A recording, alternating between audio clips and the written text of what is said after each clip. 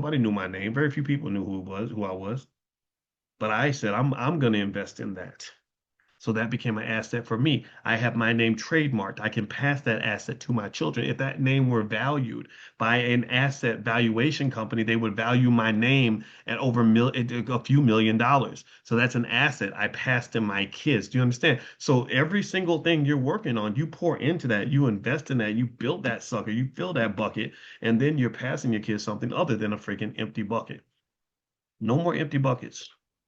No more empty buckets. Do we agree on that? Can we agree? Give me a quick yes in the chat. Let me know you with me on this. I hope you get what I'm saying. So here, okay, Cassandra says Decolonizing Wealth by Edgar Villanueva is another good book. Okay, Amani, please write these books down if you can. Decolonizing Wealth by Edgar Villanueva. So Amani meets me in our team meetings every week, so she's going to make sure I stay on task. What do you think about the investment opportunities they're talking about in Venezuela, or stay away or investing with caution? I think with Venezuela, the big move that I think that makes sense. I don't know. The oil part still is a little bit foggy because we know Venezuela has oil. There's no question. They got more oil reserves than any other country on earth. But what they don't know is if the oil companies are going to make the investment, or if they can even get the crap out of the ground, because it's heavy crude. That's for whatever reason, it's hard for them to pull it up, but they need the heavy crude. So it's fascinating. I don't know. I mean, I really did. I'm not an expert on oil. I thought the price of oil would go up, but actually, remember this: if they start drilling for all that oil, there's going to be a big more supply of oil, which could cause the price to go down, right? So I don't invest in oil because oil. There's nothing about that industry that tells me that the company's valuations are going to just naturally go up. I do own shares of Exxon though, and I've made a lot of money with that, but that's as deep as I go with oil.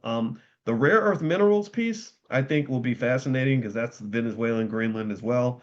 There are I don't have the ticker in front of me, but there's like an ETF of rare earth minerals out there. I'll try to find it.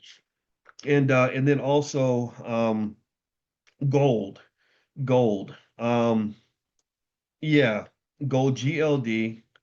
Um, I'm a believer that gold is going to become more valuable because Trump is messing with the Fed, the independence of the Fed, which puts pressure on the valuation of the dollar. So the dollar may lose its value over time because he keeps playing around and doing silly stuff. Um, and the rare earth minerals ETF that I own is REMX. REMX.